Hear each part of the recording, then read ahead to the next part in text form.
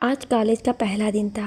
सभी प्रथम वर्ष के छात्र पहली बार बीए फर्स्ट ईयर की कक्षा में आए थे और करीब करीब सभी कॉलेज में नए छात्रों के साथ रैगिंग या इंट्रो किया जाता है। यहाँ देवी प्रसाद महाविद्यालय में भी यही रिवाज निभाया जा रहा था। कॉलेज के कुछ सीनियर्स इंट्रो लेने के नाम पर कक्षा में आ गए थे। फर्स्ट ईयर की क्लास में आधे से ज़्यादा लड़कियाँ ही थीं और इन्हीं लड़कियों के बीच हमारी कहानी की पात्र भी थी मीता शर्मा। दिखने में आकर्षक और सुंदर। ग्रुप लीडर जो रैगिंग लेने आया था उसकी नज़र जाकर सीधे मीता पर टिक गई। इधर आओ, ग्रुप लीडर ने कहा। जी मैं? मीता ने कहा। हाँ जी, मैं आप ही से कह रहा हूँ, इधर आओ। मीता उठकर नज़दीक आ गई। पूरी कक्षा में सन्नाटा था।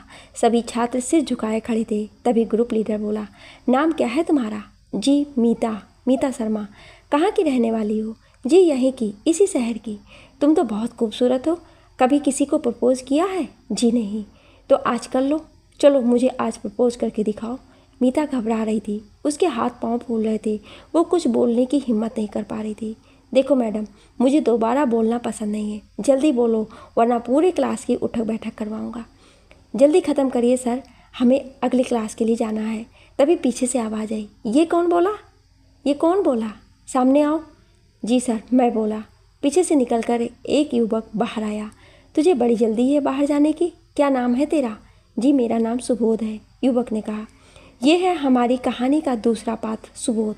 हाँ तो सुबोध महोदय, अगर तुमको जल्दी जाना है तो पहले मेरे चरणों में गिरो, पैर पकड़ो और बोलो, भैया मुझे आशीर्वाद दो कि मैं अच्छे नंबरों से पास हो सकूं।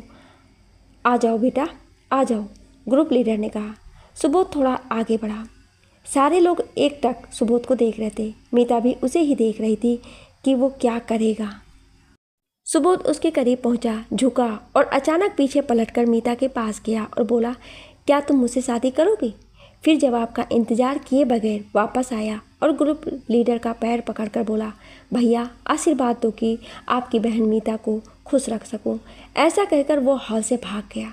ये सुनते ही एक जोर की हंसी पूरे हॉल में गूंज गई। ग्रुप लीडर भी हक्का बक्का रह गया। उसे कुछ सूझ नहीं रहा था कि वो क्या करे। वो चुपचाप अपने साथियों के साथ बाहर निकल गया। मीता भी अपने आप को हंसी से रोक ना सकी।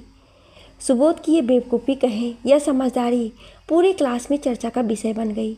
बरबस ही उसने सबका ध्यान आकर्षित कर लिया था। आखिर उसने मीता को बचाकर सभी को रैगिंग से मुक्ति दिला दी थी। वो बाहर निकलकर अपने दोस्तों के साथ कैंटीन में चला गया था। मीता अपने सहेलियों के साथ उसे ढूंढते हुए कैंटीन में पहुंच गई। सुनिए। ओह मीता जी, बोलिए। आपको पता है आपकी वजह से मुझे कितनी शर्मिंदगी झेलनी पड़ी? जी मैं समझ सकता हूँ मीता जी, पर मैं क्या करता। कक्षा में किसी ने हिम्मत ही नहीं दिखाई कि उनका विरोध कर सके। मुझे और कोई तरीका सूझा नहीं, इसलिए जो दिमाग में आया वो कर दिया। मैं वाकई दिल से क्षमा प्रार्थी हूँ, मुझे माफ़ कर दीजिए। चलिए कोई बात नहीं, आपने मेरी सुरक्षा के लिए किया, इसलिए धन्यवाद। इस घटना ने दोनों को एक दूसरे से परिचय तो करवा ही दिया था। इस वजह से कभी कभार दोनों की आंखें अक्सर टकरा जाती थी। सुबोध को तो पढ़ाई के सिवा दूसरी किन्हीं बातों से जैसे कोई वास्ता ही नहीं था। नियम से हर क्लास अटेंड करना, लाइब्रेरी से किताब लेना, बातें भी पढ़ाई की करना, यही सब उसकी दिनचर्या थी। कॉलेज में उसके आने का एकमात्र उद्देश्य था पढ़ाई और सिर्फ पढ़ाई। वो अपने उद्देश्य से कभी भी पीछे नहीं हटता था। वहीं उसके सारे दोस्त कॉलेज लाइफ एंजॉय करने में लगे थे, परंतु मीता वैसी नहीं थी। वो अपने दोस्तों के साथ मौज मस्ती करती, लड़कों के साथ गॉसिप करती। बस एक सुबोध ही था जो उससे दूर दूर रहता था। ये बात उसे रह रहकर खटकती थी। पता नहीं क्यों उस रैगिंग की घटना के बाद से वो उसकी ओर आकर्षित हुई थी। सुबोध भी दिखने में अच्छा खासा था। शायद पारिवारिक कारणों से अथवा अन्य किसी कारणों से वो ऐसा बिहेव करता था। जब कभी सुबोध अकेला बैठा रहता, मीता उसे एकटक देखती। आते जाते वक्त सीढ़ियों में, लाइब्रेरी में वो उसके सामने आ ही जाती। सुबोध को थोड़ा एहसास हो गया था कि मीता उसे पसंद करने लगी है। एक दिन लाइब्रेरी में मीता ठीक उसके सामने बैठ गई और उसे एकटक देखने लगी। देखिए मीता जी, इस तरह मुझे देखना बंद कीजिए, मैं डिस्टर्ब होता हूँ, सुबोध ने कहा। क्यों, आपको देखना गुनाह है क्या? जिस तरह आप मुझे देखती हैं गुनाह ही है। अच्छा, मैं आपको कैसे देखती हूँ बताओ ज़रा, मीता चहक कर बोली। आप मुझे गलत निगाहों से देखती हैं, सुबोध बोला। अच्छा, गलत निगाह क्या होती है? मीता उचक कर पूछी। वो सुबोध की बात का पूरा मजा ले रही थी। मतलब गंदी निगाह, सुबोध हिचकिचाते हुए बोला। गंदी निगाह? पर मैं तो आपके बारे में बहुत ही अच्छा सोचते हुए देख रही हूँ। वो हंस रही थी। भगवान के लिए अब बस करिए, मैं नहीं जानता आप किस निगाह से मुझे देख रही हैं। मीता हंसने लगी। सिर्फ एक शर्त पर। अच्छा, और वो क्या शर्त है? आपको मुझे अपने साथ बिठाकर पढ़ाना पड़ेगा, और अगर मैं नहीं बोल दूँ तो और ज़्यादा भी गलत निगाह से देखूंगी, सोच लो। अच्छा ठीक है मैडम, मैं आपको पढ़ाऊँगा। वो दोनों अब लाइब्रेरी में साथ बैठकर पढ़ने लगे। वैसे तो मीता पढ़ने में होशियार थी, लेकिन सिर्फ सुबोध के साथ पाने के लिए वो उसके पास आकर बैठती थी। मीता अक्सर उसे देखती रहती। वो खुद भी पढ़ने में अच्छी थी और कभी लोक सेवा आयोग की परीक्षा दिलाकर अधिकारी बनने की ख्वाहिश रखती थी। सुबोध का यूं पढ़ाई के प्रति लगाव, शांत गंभीर स्वभाव उसे आकर्षित करता था। उसे सुबोध सबसे अलग लगता। मीता को तो असल में पता ही नहीं चला कि वो कब सुबोध के आकर्षण में बंध गई। अकेले में भी सुबोध का चेहरा याद आते ही उसके मुख पर मुस्कुराहट आ जाती थी। कुल मिलाकर मीता के दिल में सुबोध के लिए जगह बन गई थी। परंतु सुबोध हमेशा लड़कियों से बात करने में कतराते रहता, जैसे उसे लड़कियों से बात करना आता ही नहीं था।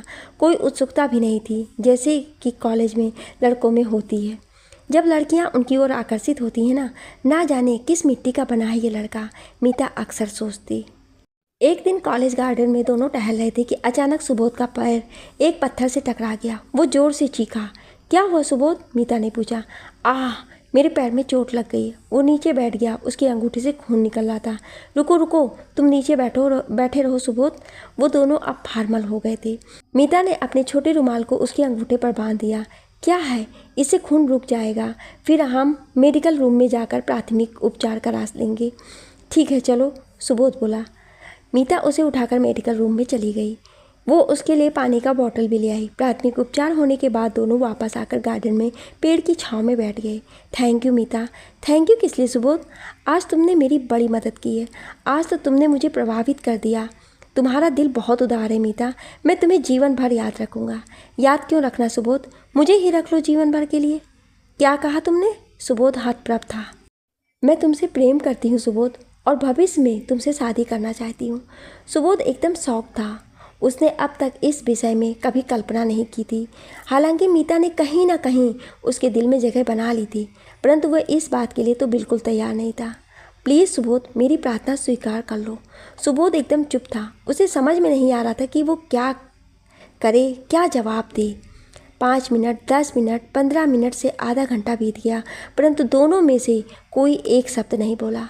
अचानक एक छात्र आइसक्रीम लेकर उसके सामने से गुजरा। दोनों चुप्पी तोड़ते हुए एक साथ बोले, आइसक्रीम खाओगे? और एक साथ हंस पड़े। ठीक है, तुम बैठो सुबोध, मैं आइसक्रीम लेकर आती हूँ, पर आज मुझे तुम्हारा जवाब जानना ही है। मीता उठकर आइसक्रीम लेने कैंटीन चली गई। सुबोध अब भी चिंतन में था। तभी मीता वापस आ गई। हाँ, तो तुमने मेरी बात का जवाब नहीं दिया सुबोध। मैं तुम्हारे मन की भावों का सम्मान करता हूँ मीता, परंतु कोई भी उत्तर देने से पहले तुम्हें मेरे परिवार के विषय में जानना चाहिए। मैं एक सब्जी बेचने वाली फैमिली से आता हूँ मीता। मेरी माँ मंडी में सब्जी बेचती है और पिताजी सब्जी को ठेले में लेकर गली गली घूमते हैं। मेरा एक बड़ा भाई है जो उस काम में उनकी मदद करता है, और वो तीनों मिलकर मुझे पढ़ा रहे हैं। मुझसे उनको बहुत उम्मीदें हैं मीता। अब तुम अपनी फैमिली के बारे में बताओ। मेरे पिताजी संयुक्त सचिव स्तर के अधिकारी हैं सुबोध। मेरी माँ यहीं कलेक्ट्रेट में राजपत्रित अधिकारी हैं, और मेरा एक बड़ा भाई भी है जो सॉफ्टवेयर इंजीनियर है। मुझे पिताजी की तरह लोक सेवा आयोग में चयनित होकर अधिकारी बनने की इच्छा थी, इसलिए उनके निर्णयानुसार ही बीए करने का निश्चय किया था, मीता ने बताया। अब बताओ मीता, तुम कहाँ इतने बड़े परिवार की लड़की और मैं बहुत ही निम्न परिवार का लड़का, क्या कभी तुम्हारा परिवार इस बात को स्वीकार कर पाएगा? मुझे तुम पसंद हो मीता, मैं तुमसे शादी भी करना चाहता हूँ, परंतु तुम अपने परिवार को कैसे राजी करोगी ये तुम सोच लो। तुम्हारी बात पे पॉइंट तो है सुबोध। मुझे कोई फ़र्क नहीं पड़ता कि तुम किस परिवार से आते हो, मुझे तो सिर्फ तुमसे मतलब है। परंतु मेरे परिवार वाले तो थोड़े रूढ़िवादी परंपरा के हैं। पता नहीं वो मानेंगे कि नहीं। उनको मनाना तो बहुत ही कठिन कार्य है। एक तरीका है कि यदि तुम कोई बड़ी सरकारी नौकरी हासिल कर लो तो शायद वो लोग मान जाए। वो तो मैं कोशिश करूँगा ही मीता, पर ये तो दीवा स्वप्न है। कब बड़ा अधिकारी बनूंगा और कब हमारी शादी होगी। अभी फ़िलहाल तो मुझे अपने परिवार का आर्थिक बोझ कम करने के लिए कोई छोटी मोटी ही सही नौकरी करनी पड़ेगी। अगर तुम्हारे परिवार वालों को मानना होगा तो उसी आधार पर भी मान सकते हैं, लेकिन अगर वो नहीं माने तब भी मैं शादी तुमसे करूँगी सुबोध। तुम निश्चिंत रहो, मुझे सिर्फ तुम्हारी स्वीकारता चाहिए। ठीक है मीता, पहले हम अपनी पढ़ाई पूरी कर लें, फिर फैसला लेने के लिए तो पूरा जीवन पड़ा है। अब दोनों ज़्यादातर समय साथ ही रहते, साथ ही पढ़ते, साथ ही तैयारी करते और साथ ही अपने जीवन के सपने बुनते। स्नातक के अंतिम वर्ष तक ना तो मीता ने और ना ही सुबोध ने अपने घर में कुछ पता चलने दिया। आज स्नातक अंतिम वर्ष का रिजल्ट आया था। मीता खुशी से सुबोध को बता रही थी, तुम्हें पता है सुबोध, हम दोनों ही प्रथम श्रेणी से उत्तीर्ण हुए हैं। हाँ मीता, तुमको बधाई हो। बधाई और धन्यवाद के असली हकदार तो तुम हो सुबोध। अगर तुम मेरी तैयारी नहीं करवाते तो शायद मैं इतने मार्क्स कभी नहीं ला पाती। तुम्हारा शुक्रिया। वास्तव में मीता को सुबोध की संगत का ही असर था कि वो उम्मीद से अधिक मार्क्स लाई थी। दोनों को अब आगे क्या करना है ये सोचना था। सुबोध कुछ ऐसा करना चाहता था कि जल्दी से जल्दी वो अपने पैरों पर खड़ा हो जाए और अपने परिवार की आर्थिक स्थिति सुधार सके। वो अपने भाई की शादी के लिए भी सपोर्ट करना चाहता था। उसने ज़्यादा ऊंचे सपने नहीं सजा रखे थे, बस इतना ही चाहता था कि उसे कोई छोटी मोटी नौकरी मिल जाए और वो अपने परिवार को आर्थिक संबल दे सके। इधर मीता तो आसमान पर थी, उसकी खुशी का ठिकाना नहीं था। घर में सबने उसकी दिल खोलकर प्रशंसा की थी अच्छे नंबर लाने पर मीता जानती थी कि इन नंबरों के पीछे सुबोध का ही हाथ है। उनकी माँ श्यामा देवी को कुछ महसूस हो रहा था। एक दिन उन्होंने पूछा, क्या बात है मीता, इतना खुश तो मैंने तुमको पहले कभी नहीं देखा। मेरे अच्छे नंबर आए हैं माँ, इससे अधिक खुशी की बात और क्या होगी। नहीं, सिर्फ नंबर वाली बात से तुम इतनी खुश तो नहीं हो सकती। तुम्हारे तो इससे पहले भी अच्छे नंबर आए हैं 10वीं और 12वीं में, पर आज की खुशी तो देखते ही बन रही है। क्या बात है, मुझे नहीं बताओगी। कोई भी बात नहीं है माँ, मीता बोली। क्यों, मुझे दोस्त नहीं समझती। मीता की माँ उसकी दोस्त ज़्यादा थी। समझती हूँ माँ, फिर बताती क्यों नहीं। कोई मिल गया है क्या। मीता शर्मा गई। अरे मेरी बेटी तो शर्मा रही है, मतलब सचमुच कोई मिल गया है। हाँ माँ, तुम सही बोल रही हो, मुझे सचमुच कोई मिल गया है। अच्छा, क्या नाम है उसका। सुबोध नाम है माँ उसका। अच्छा, तो एक बार मिलवाने लेकर आओ, बात करते हैं उससे। उसकी माँ ने हंसी में ही सुबोध को घर लाने और उससे मिलाने की हिदायत दे डाली। ये सुनते ही मीता उतावली हो गई। उसने माँ को गले लगा लिया। पक्का माँ, मैं उसे लेकर ज़रूर आऊँगी। ये कहकर वो बाहर निकल गई। उसे जैसे पंख लग गए थे कि कब वो सुबोध से मिले, कब उसे ये बताए कि उसकी माँ उससे मिलना चाहती हैं। वो जल्द से जल्द सुबोध से मिलकर उसे ये सब बताना चाहती थी। उसी गार्डन में वो दोनों दूसरे दिन मिले। सुबोध, मैं बहुत खुश हूँ। मैंने माँ को तुम्हारे बारे में बताया तो वो झट से तुमसे मिलने के लिए तैयार हो गई हैं। उसे सुबोध से उत्साहजनक प्रतिक्रिया नहीं मिली। तुमने मेरे बारे में क्या बताया मीता। यही कि तुम मेरे साथ पढ़ते हो और पूरे कॉलेज में तुमने प्रथम स्थान हासिल किया। ये सुनकर वो खुश हो गई। और मैंने उन्हें ये भी बताया कि मैं तुमसे प्रेम करती हूँ। वो तो खुश थी और तुमसे मिलना चाहती हैं। क्या तुमने उन्हें मेरी पारिवारिक स्थिति के बारे में बताया मीता। नहीं सुबोध, तो पहले जाकर उन्हें मेरी पारिवारिक स्थिति के बारे में बताओ। अगर उसके बाद भी वो मुझको मिलने के लिए बुलाते हैं तो मैं अवश्य आऊँगा। तुम समझते क्यों नहीं हो सुबोध, अगर वो तैयार नहीं हुए तो भी मैं तुमसे शादी करूँगी। मैं समझता हूँ मीता, परंतु परिवार को बताना भी आवश्यक है। आज तुम अपने घर जाकर अपने माता पिता से मेरी पारिवारिक स्थिति पर चर्चा करो और मैं भी आज घर जाकर सबको तुम्हारे बारे में बताता हूँ। कल हम फिर यहीं पर मिलेंगे। अच्छा ठीक है सुबोध, मैं आज जाकर पहले मम्मी से बात करती हूँ। सुबोध को तो लगभग पता ही था कि उसके घर वाले इस रिश्ते के लिए मना नहीं करेंगे, क्योंकि मीता उनसे अच्छे घर की थी। फिर भी उसने माता पिता और भाई को बिठाकर पूछा, पिताजी, मैं आप लोगों से एक बात करना चाह रहा था। हाँ बेटा बताओ, क्या बात है। मैं जिस कक्षा में पढ़ता था उसी कक्षा में एक लड़की भी पढ़ती थी, मीता शर्मा। उसके माता पिता बड़े पदों पर काम करते हैं और उसका भाई भी इंजीनियर है। अच्छा फिर। बात यह है पिताजी कि मैं उस लड़की से प्यार करता हूँ और उसको इस घर की बहू बनाना चाहता हूँ। पर क्या वो लोग मानेंगे बेटा। देखो, हमको तो कोई आपत्ति नहीं है, परंतु हमारा ये छोटा सा घर देखो, हमारी आर्थिक स्थिति देखो, क्या वो लोग ये सब स्वीकार कर पाएंगे। आपका सवाल सही है पिताजी। अगर उसका परिवार मान जाए तो बहुत अच्छी बात है, नहीं तो वो उनकी मर्जी के बगैर भी मुझसे शादी करने के लिए तैयार है। पर यह अच्छी बात नहीं है बेटा, माता पिता की सहमत तो होनी ही चाहिए। हाँ, आप सही कह रहे हैं पिताजी, आज वो घर जाकर बात करेगी बोली है। देखते हैं क्या होता है, परंतु मुझे इस बात की खुशी है कि आप लोग मान गए। हम तो तुमसे हैं बेटा, तुमसे ही हमारी सारी उम्मीदें हैं। तुम कोई नौकरी वगैरह क्यों नहीं ढूंढते? मैंने एक प्राइवेट कंपनी में अप्लाई तो किया है पिताजी, देखिए क्या होता है। सोचा हूँ नौकरी के साथ साथ आगे लॉ की पढ़ाई भी जारी रखूँगा। विधि महाविद्यालय में सुबह या शाम को पढ़ाई होती है, तो मुझे नौकरी करने में भी असुविधा नहीं होगी। ठीक है बेटा, जैसा तुम्हें उचित लगे।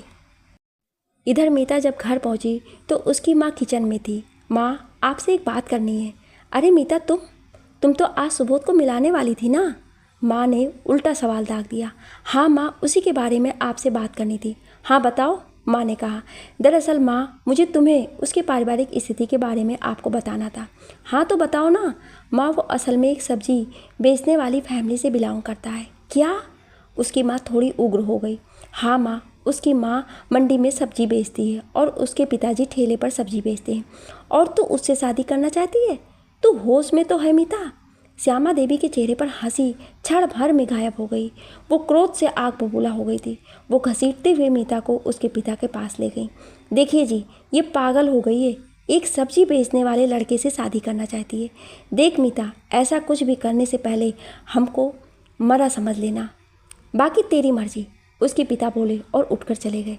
सुन लिया तूने मीता, अब फैसला तुझे करना है, उसकी माँ भी बोलकर चली गई। मीता समझ गई थी कि सुबोध सच कह रहा था कि ऐसे समाज में जहाँ रिश्ते धन, संपत्ति, पद, प्रतिष्ठा, दान, दहेज और जात बिरादरी देखकर तय किए जाते हैं, वहाँ उसके और सुबोध के रिश्ते को उसके अपने माता पिता कैसे स्वीकार करेंगे। लेकिन वो तो सोच रखी थी कि अपने पिता से लड़कर ही सही, परंतु शादी करेगी तो सिर्फ सुबोध से। अगले दिन वो वहीं गार्डन में सुबोध से मिली। क्या हुआ मीता? सुबोध ने पूछा। कुछ नहीं यार, जैसे ही मैंने तुम्हारी पारिवारिक स्थिति के बारे में बताया, मेरे मम्मी पापा भड़क गए। देखो, मैंने बोला था ना कि तुम जैसे ही मेरे बैकग्राउंड के विषय में बताओगी वो लोग मना कर देंगे, सुबोध बोला। तो मैं क्या करूं, तुम ही बताओ सुबोध। तुम्हारे पास दो ही विकल्प हैं मीता। पहले ये कि उनकी बात मान लो जिसके मैं पक्ष में हूँ, और उनकी मर्जी से शादी कर लो, क्योंकि मुझ जैसे गरीब और बेरोजगार व्यक्ति के साथ इतनी हड़बड़ी में फैसला लेकर अपना जीवन बर्बाद करना उचित नहीं है। और दूसरा ये कि अगर कठिनाइयों से लड़ने की हिम्मत है तो सब भूलकर मुझसे शादी कर लो। मैं दूसरा ही विकल्प चाहती हूँ सुबोध। कुछ दिन सोच लो मीता, कोई हड़बड़ी नहीं है। तब तक मैं कहीं छोटा मोटा जॉब ढूंढ लूँगा, लेकिन तब तक अपने माता पिता को मनाने का भरपूर प्रयास करो कि वो हमारी शादी के लिए मान जाएं। मान जाओ ना माँ, मीता बोली। तुम क्यों नहीं समझती हो मीता, वो लड़का तुम्हारे लायक बिल्कुल नहीं है। अच्छा तुम ही बताओ, कहाँ रहोगी, क्या खाओगी? वो लड़का तो नौकरी भी नहीं करता है, क्या खिलाएगा तुमको? और तुम्हारे सपनों का क्या होगा, कभी सोचा है? माँ, वो लड़का बुद्धिमान है, कुछ ना कुछ तो कर ही लेगा। अगर आप लोगों ने मेरी शादी कहीं किसी अधिकारी से कर दी और वो ठीक ठाक नहीं निकला तो तब क्या होगा? माँ, इंसान का अच्छा होना ज़रूरी है, बाकी तो जीवन किसी ना किसी तरीके से चलाया ही जा सकता है। चुप करो मीता, जितना भी समझाओ तुम समझने का नाम ही नहीं ले रही हो। क्या इसी दिन के लिए तुमको पाल पोस कर बड़ा किया है कि एक दिन बड़ी होकर तुम हमारी इज्जत बिगाड़ो? बेटा, हम तुम्हारे माता पिता हैं, तुम्हारा भला किस में है तुमसे बेहतर हम जानते हैं। आप लोग मेरी दृष्टिकोण से भी सोच कर देखो ना माँ, प्लीज़। मुझे व्यवहार के हिसाब से उससे बेहतर इंसान कोई नहीं मिलेगा। माँ प्लीज़, आप लोग मान जाइए ना। तेरे पापा तुझे माफ़ नहीं करेंगे बेटा, अगर तूने ऐसी वैसी कोई हरकत की। इसलिए चुपचाप उसे भूल जा, इसी में तेरी भलाई है। इधर सुबोध ने लोकल कंपनियों में अप्लाई करना चालू कर दिया था कि कहीं जॉब मिल जाए। एक दिन उसे फ़ोन आया। हेलो, कौन? मिस्टर सुबोध बात कर रहे हैं? हाँ जी, बोल रहा हूँ। मैं इंजीनियरिंग कारपोरेशन से बात कर रहा हूँ। आपको साहब ने कल इंटरव्यू के लिए बुलाया है, 11 बजे आ जाइए। ठीक है, धन्यवाद सर, मैं कल आता हूँ, उसने खुश होकर जवाब दिया। दूसरे दिन वो इंजीनियरिंग कारपोरेशन के ऑफिस पहुंच गया और काउंटर पर जाकर पूछा, जी मेरा नाम सुबोध है। अच्छा, आप ही सुबोध हैं, मैंने ही कल आपको फ़ोन किया था। बैठिए, साहब अभी आने ही वाले हैं। सुबोध वहीं पर बैठ गया। वो उनके चैम्बर पर नाम लिखा देख रहा था, सज्जन सिंह। सुबोध भी उसके जैसा जीवन में कुछ करने का सपना देखता था। तभी बाहर एक गाड़ी आकर रुकी और एक रौबदार व्यक्ति उसमें से बाहर उतरा। वो सीधे अपने चेंबर के अंदर गया और बेल बजाया। सुबोध जी, बॉस आपको बुला रहे हैं, जाइए। ठीक है, मैं आई कम इन सर? आइए बैठ जाइए। क्या नाम है आपका? जी सुबोध। सुबोध जी, आप पढ़ाई में तो जोरदार हैं, किसी अच्छे नौकरी के लिए तैयारी क्यों नहीं करते? करूँगा सर, पर अभी तो अपनी पारिवारिक स्थिति को ठीक करने के लिए ही ये नौकरी आवश्यक है। अच्छा, तो फिर ठीक है, आपको सुपरवाइज़र का पोस्ट दिया जा रहा है और आपको 8,000 तनख्वाह दी जाएगी। समय आपका 10 से 5 रहेगा। आपको ये ठीक है? जी सर, बिल्कुल। आपको बहुत बहुत धन्यवाद सर, जॉब देने के लिए। सुबोध बाहर निकल गया। आज उसे फिर से कॉलेज के गार्डन में मीता से मिलने जाना था। हेलो मीता, क्या हाल चाल है? ठीक नहीं है सुबोध। क्यों, क्या हुआ? मैंने माँ से फिर से बात की थी तो वो बिल्कुल तैयार नहीं है हमारी शादी के लिए। बताओ मैं क्या करूँ? तो कर लो मुझसे शादी, आज मुझे जॉब मिल गई है। अरे वाह, ये तो खुशी की बात है। कहाँ मिला और कितनी सैलरी है? तुम यार गरीब आदमी की तनख्वाह पूछती हो, ये गलत बात है। सुबोध हंसकर बोला। अच्छा तनख्वाह मत बताओ, कहाँ मिली नौकरी ये तो बताओ। यही 8 किलोमीटर दूर में इंजीनियरिंग कॉरपोरेशन है, वहाँ सुपरवाइज़र की जॉब मिली है और तनख्वाह है 8,000 रुपये।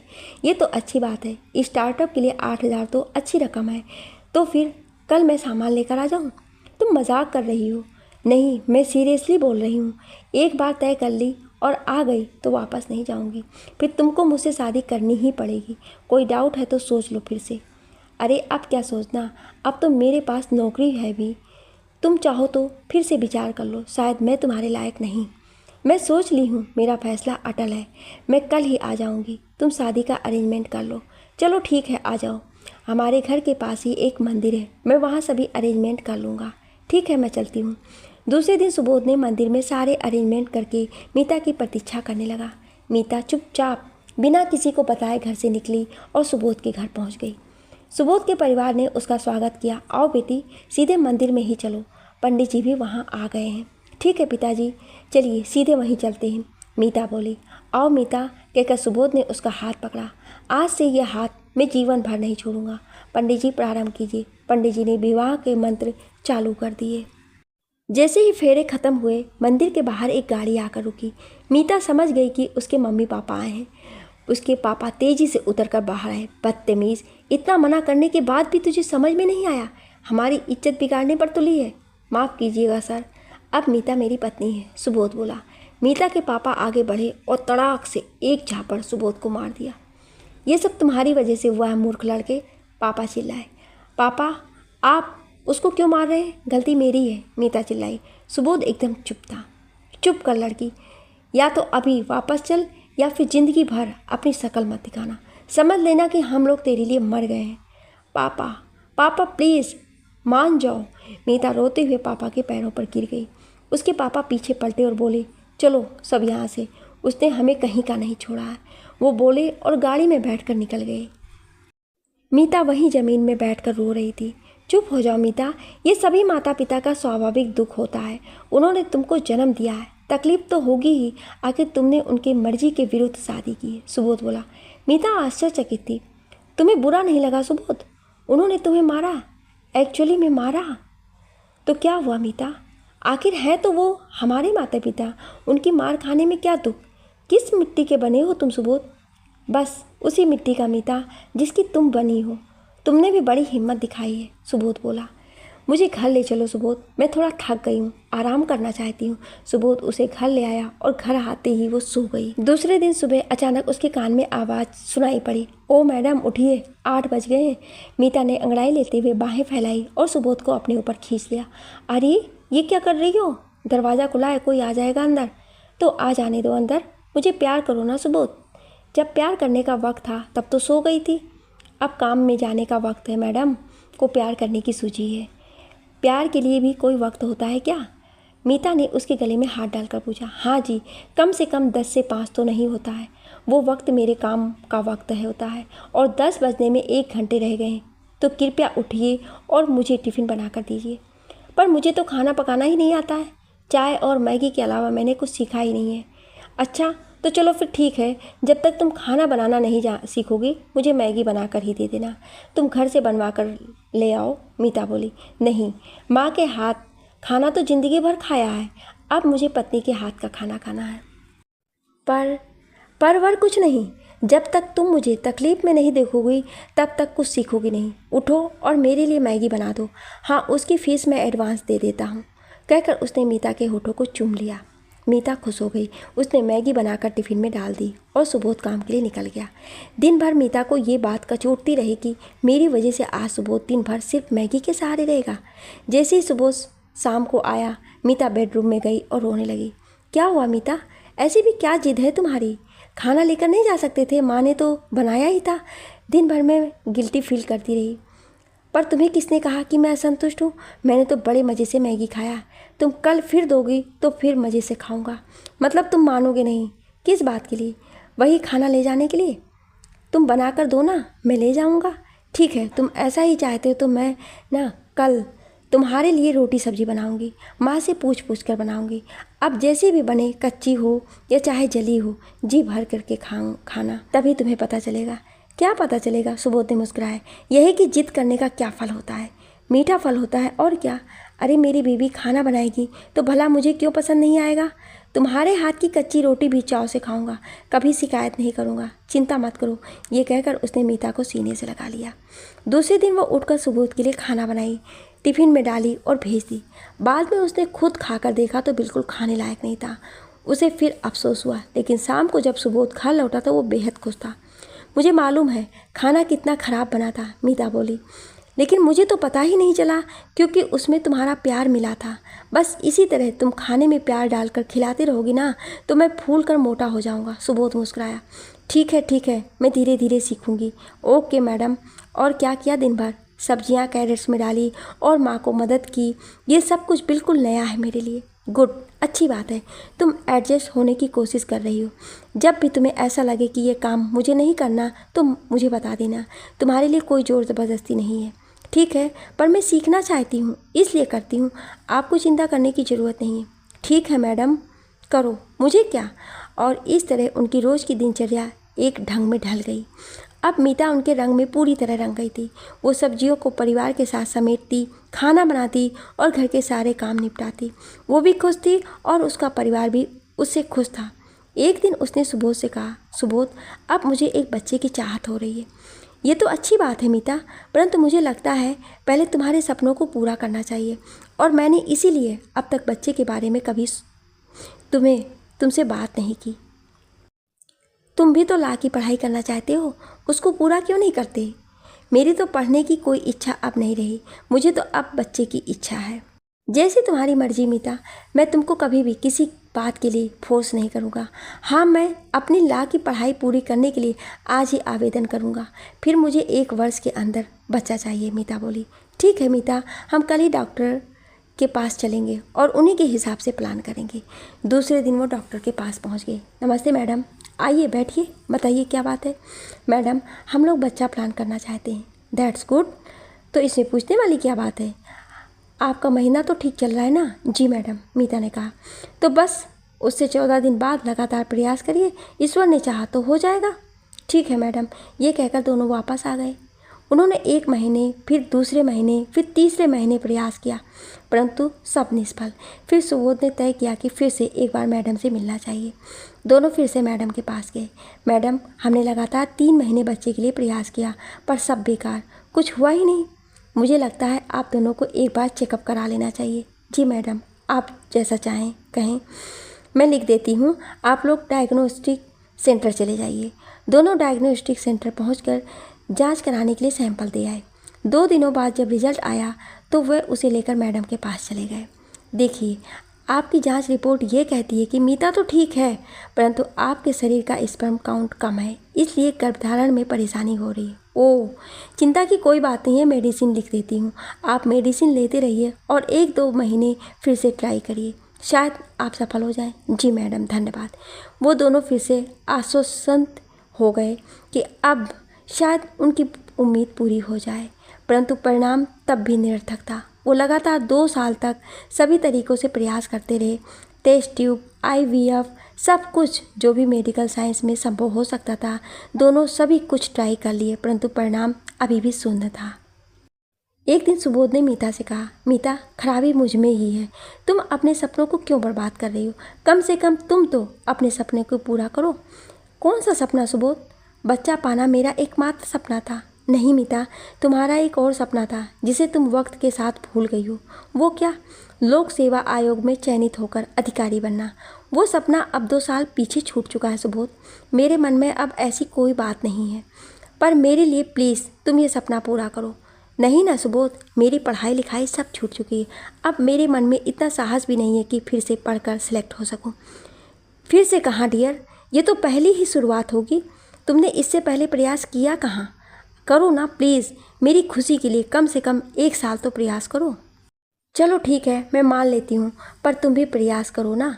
मैं तो यहीं से पढ़कर प्रयास करूँगा, वरना घर कैसे चलेगा? यहीं से मतलब तुमको तो मैं घर के कामों से मुक्त करके बिलासपुर भेजूँगा, ताकि तुम आराम से तैयारी कर सको।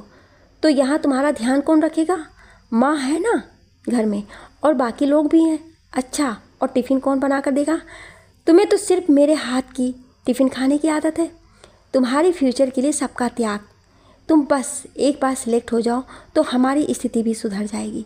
हाँ, ये तो तुम ठीक कह रहे हो, मीता बोली। तो फिर कल कर लो तैयारी। मैं पता करता हूँ बिलासपुर में पढ़ने के लिए सबसे अच्छी संस्था कौन सी है, फिर चलेंगे। अच्छा ठीक है, सिर्फ तुम्हारे कहने पर मैं 1 साल प्रयास करके देखूंगी, और अगर नहीं हुआ तो वापस आ जाऊंगी। आ जाना वापस। वैसे भी तुमसे दूर रहकर मैं कौन सा यहाँ ठीक ठाक रहने वाला हूँ। बस अपने को व्यस्त करने के लिए लाखा अंतिम वर्ष कंप्लीट कर लूँगा। हाँ, ये ज़्यादा उचित है। दोनों पढ़ेंगे तो मन भी लगेगा और समय भी कट जाएगा, मीता बोली। ठीक है, मैं माँ पिताजी को भी बता देता हूँ कि तुमको 1 वर्ष के लिए बिलासपुर भेज रहा हूँ। सुबोध ने अगले 1 सप्ताह के अंदर बिलासपुर जाने की सारी तैयारियां कर ली, और दोनों एक दिन ट्रेन पकड़कर बिलासपुर के लिए रवाना हो गए। ट्रेन से उतरकर सुबोध ने पहले पेइंग गेस्ट वाले घर जाने का फैसला किया, क्योंकि रहने का इंतजाम करना आवश्यक था।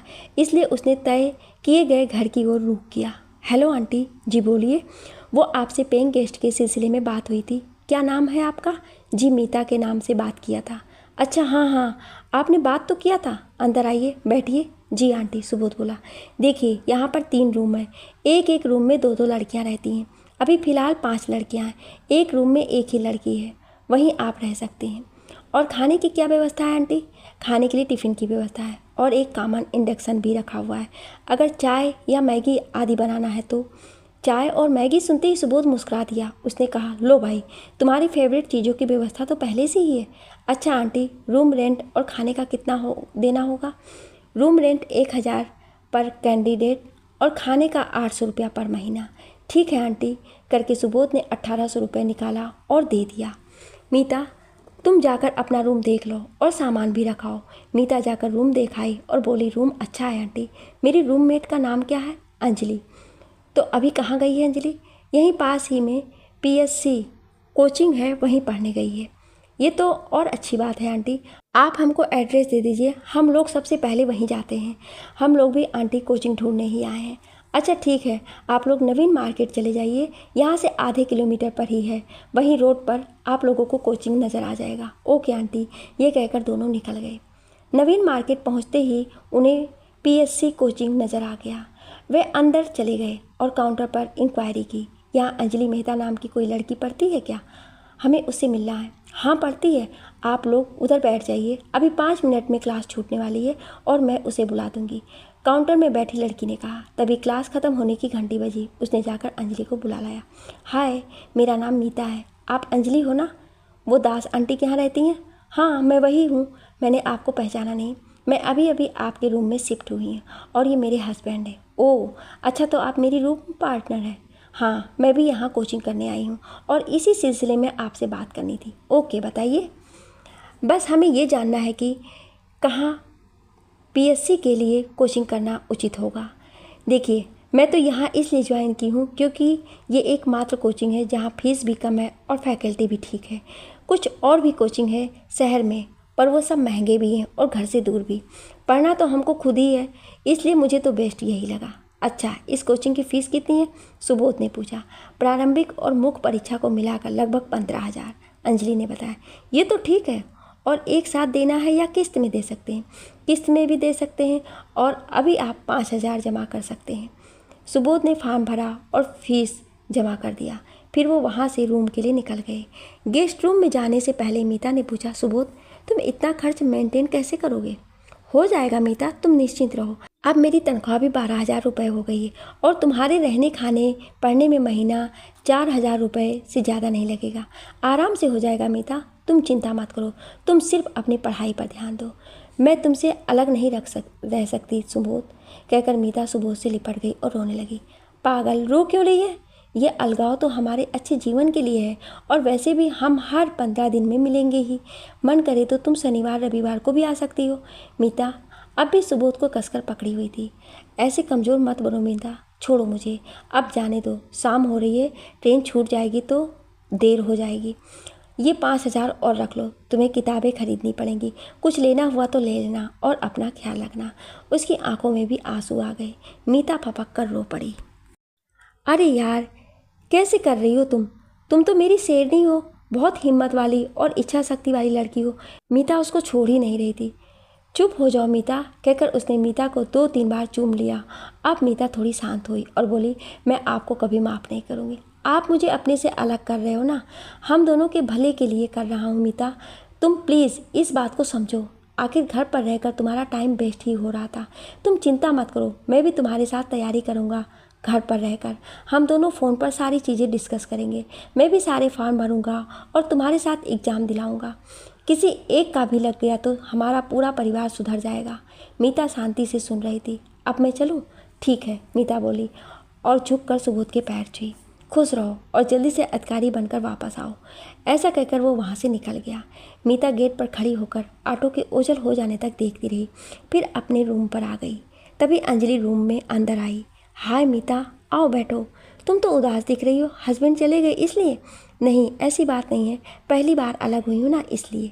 ओह, मतलब तन्हाई में रातें कटेंगी इसलिए? अंजलि व्यंग मारते हुए हंसी। अच्छा, तो तुम बदमाशी भी करती हो अंजलि? हाँ बिल्कुल करती हूँ, और तुमसे तो ढेर सारी अंदर की बातें सीखूंगी। चुप कर पागल, तुझे और कुछ नहीं सोचता? ये बता, मैं कौन सी किताबें खरीदूँ? कोचिंग वाले प्रोवाइड करेंगे ना, तू चिंता क्यों करती है? हाँ, 2-4 किताबें जो उन्होंने बताया है वो मैं तुमको बता दूंगी, और अभी तो मेरे पास है। तुम चाहो तो इसी से पढ़ सकती हो, या चाहो तो अपना भी खरीद सकती हो। थैंक्स यार अंजलि, तुमने मेरी चिंता कम कर दी। मैं तो सोच ही नहीं पा रही थी कि शुरुआत कहाँ से करूँ। अच्छा ये बता, तेरा कोई बॉयफ्रेंड है कि नहीं? अरे नहीं यार, मेरी ऐसी किस्मत कहाँ। देख रही है ना मैं कितनी मोटी हूँ, ऐसे में कोई मुझे क्यों पसंद करेगा। हाँ, अगर किसी बड़े पोस्ट में चली जाऊँ तो वही प्रशासन अकादमी में ही किसी से चक्कर चला लूँगी। अच्छा प्लान है तेरा, मतलब तुझे पोस्ट अच्छे लड़के के लिए चाहिए। तो और क्या, अंजलि बोली। हम दोनों के लक्ष्य कितने अलग हैं अंजलि। तुझे पोस्ट लड़के के लिए चाहिए और मुझे आर्थिक स्थिति सुदृढ़ करने के लिए, है ना? यही जीवन है माय फ्रेंड, यही जीवन है। लो, खाना भी आ गया है, चलो पहले खाना खाते हैं फिर बातें करते हैं। नहीं यार, आज मैं थक गई हूँ, खाना खाकर बस मैं सो जाती हूँ, कल बात करेंगे। दूसरे दिन कोचिंग जाने से पहले सुबोध का फ़ोन आया। ठीक से सोई कि नहीं? पहले आप बताइए कि रात को कितने बजे पहुँचे और खाना खाया कि नहीं? मैं रात को 12 बजे पहुँच गया था और खाना खाकर ही सोया हूँ। तुम बताओ कि सोई कि नहीं? हाँ सोई थी, पर मात्र सुबह सुबह। ठीक है, तैयार होकर कोचिंग चली जाओ और अपनी तबीयत का विशेष ख्याल रखना, और तुम भी अपना ख्याल रखना। टिफ़िन माँ से बनवा लेना। वो नीली शर्ट पहन लो, धुली रखी है, और तुम्हारा टिफ़िन भी मैंने वहीं किचन में रख दिया। बस बस, मेरी चिंता मत करो। तुम ना मुझे एकदम बच्चे जैसा ट्रीट करती हो। तुम हो ही वैसे, तुम्हारा बिल्कुल बच्चे जैसा ख्याल रखना पड़ता है। मैं बच्चा नहीं हूँ मैडम, बड़ा हो गया हूँ। हाँ मालूम है, कितने बड़े हो गए हो। सर्दी होती है तो अपनी नाक तो ठीक ढंग से साफ नहीं कर पाते हो, वो भी मुझे ही करना पड़ता है। बस अब हो गया ना, 1 साल तक तुम सिर्फ अपनी चिंता करो। चलो जाओ अब कोचिंग। ठीक है, जाती हूँ, बाय, कहकर उसने फ़ोन रख दिया और कोचिंग चली गई। अब लगभग रोज़ का यही रूटीन हो गया था। मीता मन लगाकर पढ़ाई कर रही थी। उसने अपनी पढ़ाई के लिए सब संसाधन जुटा लिए थे। वो हर 15 दिन में एक बार घर आ जाती थी और वापस घर जाकर फिर से तैयारी में जुट जाती थी। एक दिन पीएससी प्रारंभ का फॉर्म भी आ गया। हेलो सुबोध, पीएससी प्रारंभिक का फॉर्म आ गया है। चलो अच्छा है, तुम तो परीक्षा के ठीक सामने आ गई हो। अब तुम्हें अपनी सारी शक्ति लगाकर एग्ज़ाम दिलाना है मीता। हाँ, परंतु मेरा फॉर्म यहीं इंस्टीट्यूट से भर रहा है, इसलिए तुम वहाँ से मत भरना। अच्छा, मतलब प्रारंभिक की परीक्षा भी तुम वहीं से दिलवाओगे? हाँ, सर लोग बोल रहे हैं एग्ज़ाम के बाद डिस्कशन के लिए यहीं रुक जाओ। मैं बोली पूछ कर बताती हूँ, इसलिए तुमसे पूछ रही हूँ, क्या करूँ? अगर वो ऐसा कहते हैं तो तुम वहीं से दो, इसमें क्या बात है? भर दो वहीं से। ठीक है, मैं यहीं से भर देती हूँ। इधर सुबोध के अंतिम सेमेस्टर के एग्ज़ाम चल रहे थे, तभी जज की भी वैकेंसी आ गई। उसने फॉर्म तो भर दिया था, पर इस विषय में मीता को कुछ भी नहीं बताया, क्योंकि फिर वो पढ़ने के लिए चिल्लाती। समय पर प्रारंभिक परीक्षा के पेपर्स ख़त्म हुए तो घर आकर मीता ने सुबोध को फ़ोन लगाया। हेलो सुबोध। हाँ हेलो डार्लिंग, कैसा गया तुम्हारा एग्ज़ाम? अच्छा गया सुबोध। गुड, मैं बोला था ना तुम मेरी सेडी हो, तुम कभी फेल हो ही नहीं सकती। जल्दी घर आ जाओ, हम मिलकर पार्टी करते हैं। पैसे ज़्यादा हो रहे हैं क्या तुम्हारे पास? कोई पार्टी वार्टी नहीं, बस मैं अपने हाथों से खाना बनाकर खिलाऊंगी। समझ में आया कि नहीं? अरे मेरे लिए तो वही पार्टी है मैडम, तुम आ तो जाओ। आती हूँ, बस कल एक बार प्रश्नों के उत्तर का मिलान कर लें, फिर आती हूँ। दूसरे दिन इंस्टीट्यूट में सभी बच्चों ने सही उत्तरों से मिलान किया तो मीता के बहुत बढ़िया नंबर्स आ रहे थे। तुम्हारे तो शानदार नंबर्स आ रहे हैं मीता, अंजलि ने कहा। तुम्हारे भी अंजलि? हाँ, पर तुमसे थोड़े कम हैं। पर इससे क्या फ़र्क पड़ता है, प्रारंभिक परीक्षा के मार्क्स थोड़ी जुड़ते हैं, ये तो बस क्वालिफाइंग है। हाँ तुम ठीक बोल रही हो। तो कब जा रही हो वापस? आज ही निकल जाऊंगी, एक आध सप्ताह रहकर फिर वापस आ जाऊंगी मेंस की तैयारी के लिए। ओहो, जीजा जी के साथ हसीन पल बिताने हैं? वो हंसकर बोली। फिर तू चालू हो गई?